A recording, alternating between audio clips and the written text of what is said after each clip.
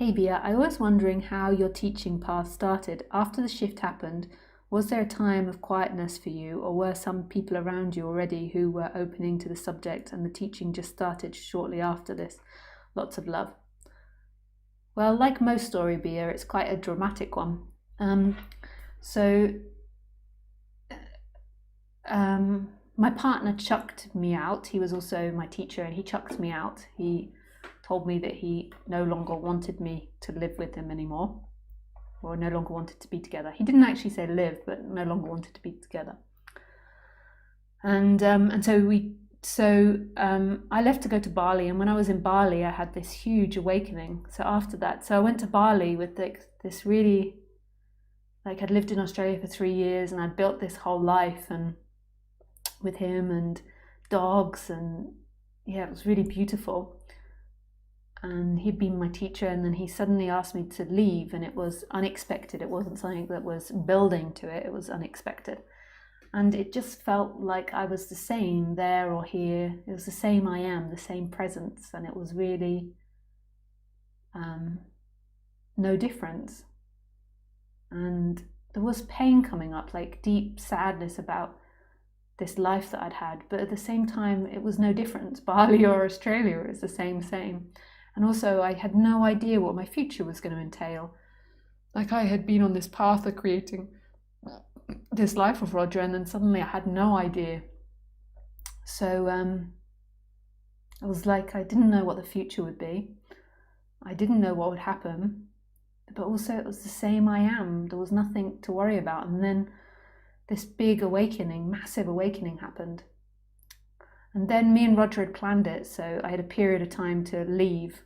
Like, it's not so easy to just suddenly leave. So I went away for a month, and then he went away for 3 months. And in that 3 months, I had the opportunity to find somewhere else to live, to pack up my things. But then when I came back to Australia and we played tag team, and he went off and we had dogs, so I was looking after the dogs in the house. So I'd had this big awakening, and I didn't tell Roger, I didn't tell anybody. It was like so profound and so mind-blowing, but it was like my little secret.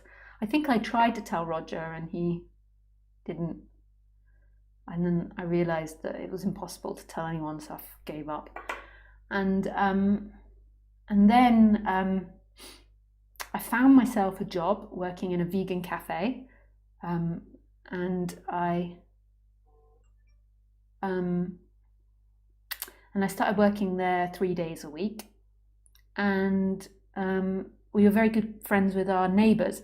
And my neighbour had a brain tumour, but he'd had it for 9 years and it was inactive. He was on chemo and it was inactive. And we had gone to India together like 3 or 4 months before. And something had happened, and he begun to believe that the brain tumour was shrinking. And then when they went for tests, it showed it did shrink, and it was really positive. But then he started like having all these weird reactions, like he couldn't remember how to open the door, and he couldn't drive his car properly. And so I started helping them. They didn't have kids or anything. It was just those two, and I was only working 2 or 3 days at the cafe. And he had a building business, and he was doing work for a client. So I began to become his driver on my days off, and to help them out, because he couldn't drive because he was having all these weird reactions. And they thought it was the tumour shrinking. But actually it was shrinking, the tumour, but what it had done is it had grown another part in his brain, and it was using energy from the original tumour to grow another one. So there I was in the situation where I was trying to move out of Roger's house, and I'd got myself a job, but I was trying to find somewhere else to live and also work out all the visas. And then Greg started getting iller and iller, and then they realised that his brain tumour was growing again, which again, it could stop, it could start and then stop again. He'd had it for 9 years. You don't know what's going to happen. And it was very difficult because he was quite a big, strong guy. And when his particular tumour grew, it meant that he couldn't move properly. Like, suddenly he'd forget how to put his trousers on or his top on, or he'd forget how to speak, or he'd forget how to open a door, and he would just get stuck. But at the same time, I'd had this awakening. I kind of felt like I was really similar. Like I felt like I'd had a lobotomy, but in a really positive way. And I felt like I could just get stuck looking at the door handle in absolute awe and beauty. And I'd forget completely that I was a human, or that I was alive, or that I was doing anything. And so as this went on, and I'm driving him around all day, and before, Roger had spoken to them about non-duality, so they knew about it, but he had always spoken to them about non-doership. He'd never really spoken to them about everything and consciousness and no thing. He spoke more, if you listen to Roger, about non-doership. And I felt like me and Greg were really similar, and I just couldn't help it. It just started tumbling out of my mouth to him. So it was really sweet, because we were so similar. Like I was so blissed out and blown up, and my brain wasn't functioning properly, and I'd get stuck for hours looking at the fire. Like I felt like I was more like him when he wasn't able to pull off his jumper or work out how you put the jumper on or bend over or open a door, than I was like other humans. Like I felt totally, but it was so much love and joy. And it just started tumbling out to him. But we were very funny.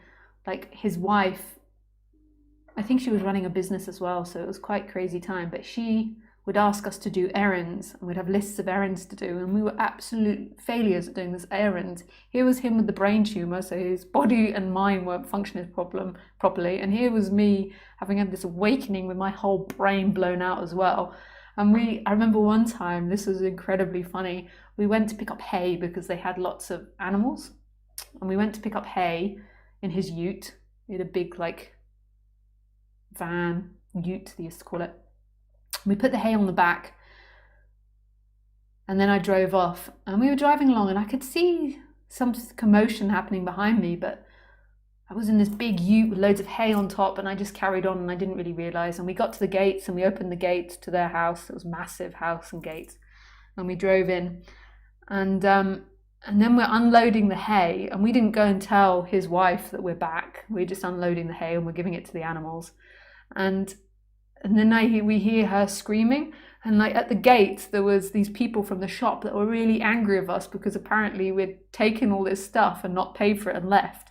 Greg thought I'd paid, and I thought he'd paid. We didn't even ask each other. We were just total airheads, like totally out of it. And we used to giggle a lot, and that's how I started teaching. And I didn't intend to teach. It just was out of compassion. It was just compassion and love. Like I didn't even want to teach to him. It just, when somebody's dying, he eventually died 3 months later. When someone's dying and losing all their function and all their abilities, they've been this strong man. He was 44 years old. He'd had brain tumor for 9 years, and their body's deteriorating. It just came out. We were just put together at the perfect time. And we used to have hilarious conversations because they used to think we were both bozos, and sometimes the conversations would be very funny, and we recorded some of them. And I recorded one where by this point we knew he was going to go soon, and I recorded one about he was afraid of talking about reincarnation, which is what he believed, in front of his wife, because he was afraid that she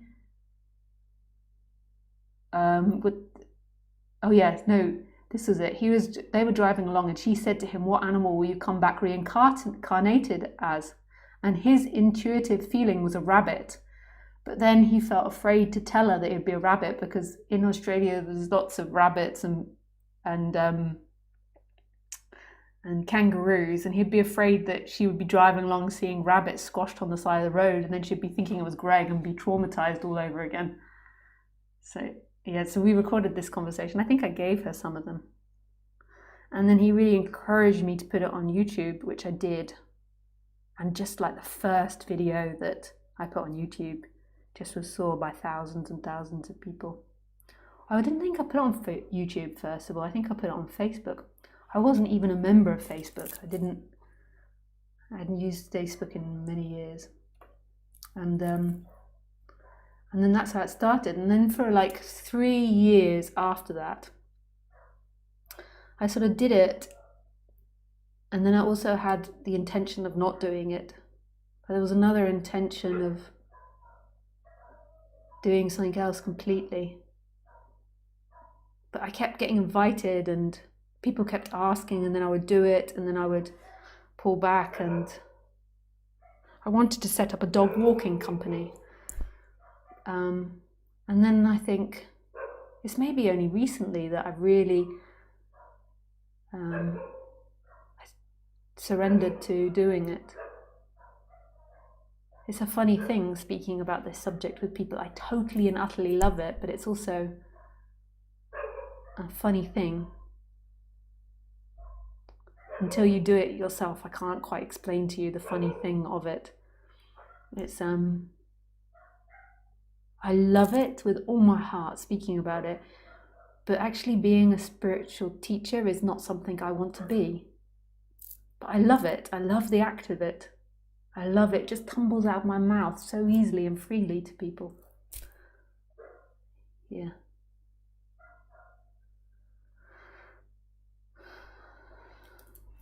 So it's all to Greg.